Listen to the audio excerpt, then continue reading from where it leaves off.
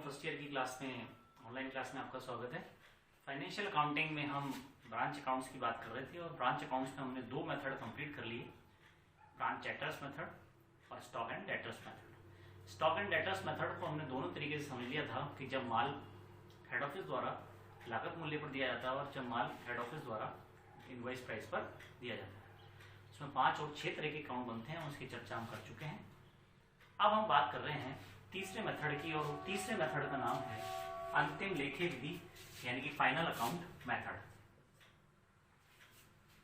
देखिए, एक जिस तरह से हमने फाइनल अकाउंट बनाते थे, जो हमने पहले की कक्षाओं में सीखा है, उसी तरह से यहाँ पर बनाए जाएंगे, लेकिन बस थोड़ा सा डिफरेंस होगा क्योंकि यहाँ पे ब्रांच की बात की जाएगी। तो सबसे पहले तो जब हम फाइनल अकाउंट की बात कर रहे हैं तो ये बात हमारे दिमाग में क्लियर हो जानी चाहिए कि हमें स्टॉक और या कोई परचेज की होती है, यहाँ पर परचेज नहीं होती, यहाँ पर माल भेजा जाता है हेड ऑफिस द्वारा, क्योंकि ब्रांच खुद नहीं खरीदती, हेड ऑफिस द्वारा दिया जाता है।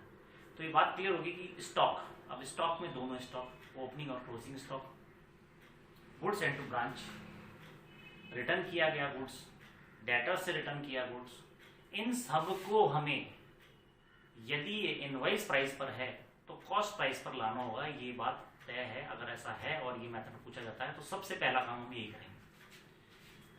देखिए, opening stock, closing stock, goods and to branch, return from branch, इन सब को हमें यदि इनवॉइस प्राइस पर है तो कॉस्ट प्राइस पर लेकर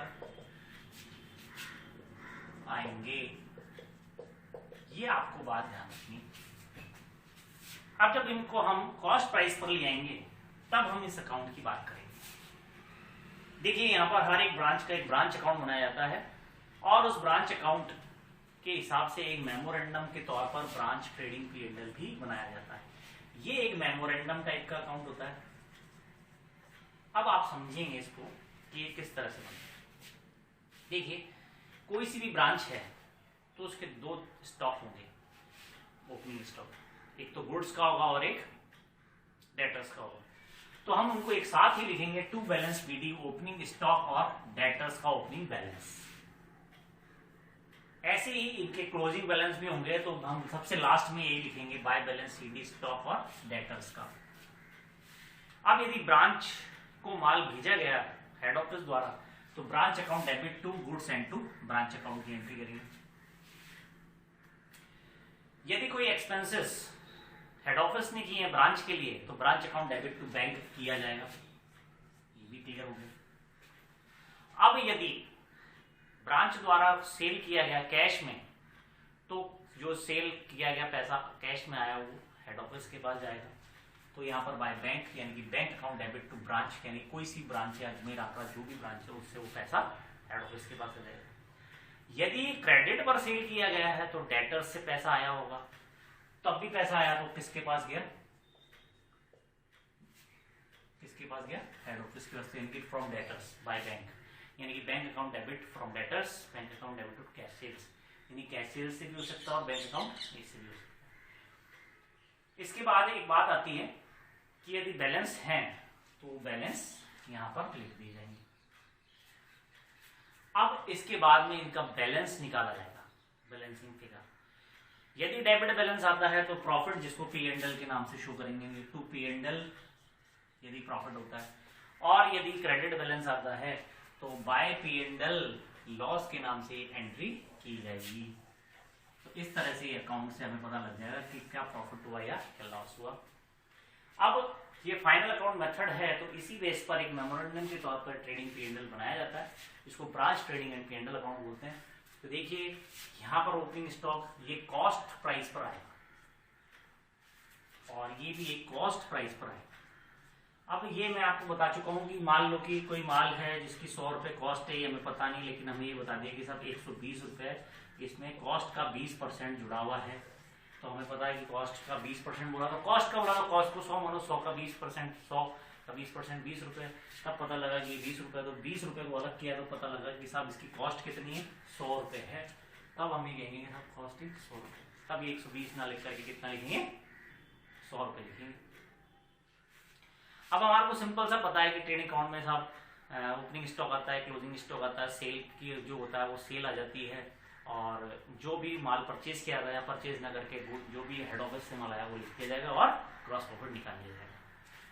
तो इसको हम यदि कॉस्ट पर नहीं है तो कॉस्ट पे लाएंगे, यदि कॉस्ट पे नहीं है तो इसको कॉस्ट पे लाएंगे। सेल हमारे को कैश और क्रेडिट दोनों की दी हुई है तो वो लिख देंगे। गुड्स सेंड टू ब्रांच जो है वो कॉस्ट पे ला करके वो यहाँ ये लिख दिया जाएगा, और लास्ट में हम क्या निकाल लेंगे, ग्रॉस प्रॉफिट निकाल लेंगे। अब जब ये ग्रॉस प्रॉफिट निकल जाएगा तो इस ग्रॉस प्रॉफिट को हम P&L अकाउंट में ट्रांसफर करेंगे, और जो भी ब्रांच से रिलेटेड खर्चे होंगे, यदि लॉस है तो ग्रॉस लॉस यहाँ पर आया होगा बाय ग्रॉस लॉस, और इसको यहाँ ट्रांसफर कर देंगे। और जो भी ब्रांच से रिलेटेड खर्चे होंगे उनको डेबिट कर दिया जाएगा, और फिर नेट प्रॉफिट या नेट लॉस की कैलकुलेशन कर ली जाएगी। जैसा कि ये बड़ा सिंपल है, हम पिछली कक्षाओं में फाइनल अकाउंट में पढ़ के आए हैं। तो इस तरह से ये चीज भी यहाँ से मैच खा जाएगी, और ये चीज भी यहाँ से प्रॉफिट या लॉस मैच खा जाएगा। तो एक मेमोरेंडम के तौर पर ये बनाया जाता है, वैसे एक ही अकाउंट ही बनाया जाता है। तो तीसरा मेथड जो है अंतिम लेखे विधि, फाइनल अकाउंट मेथड, इसको इसी तरह से कंप्लीट किया जाता है, जिसमें ब्रांच का एक अकाउंट बनाया जाता है और ब्रांच का ट्रेडिंग P&L बनाया जाता है। जो P&L से रिलेटेड खर्चे हैं वो P&L में लिखे जाते हैं, और जो ट्रेडिंग से रिलेटेड खर्चे हैं वो ट्रेडिंग में लिखे जाते हैं। और इस तरह से ये निकाल के हमें पता लगता है कि इस ब्रांच से क्या नेट प्रॉफिट या क्या नेट लॉस हुआ है। तो ये तीसरा मेथड भी हमारा कंप्लीट हो गया, और अब इस तरह से हम इस चैप्टर को क्लोज करने के कगार पर आ चुके हैं। एक चौथा मेथड हम करेंगे wholesale price method next class में, तब इसको समझेंगे। और इससे पहले हम इसके कुछ क्वेश्चन करेंगे। इन क्वेश्चन को आप थोड़ा ध्यान से देखना कि एग्जाम में किस तरह के क्वेश्चन आते हैं। तो मैं समझता हूँ कि आप घर पर ये पढ़ रहे होंगे और इसको समझ रहे होंगे।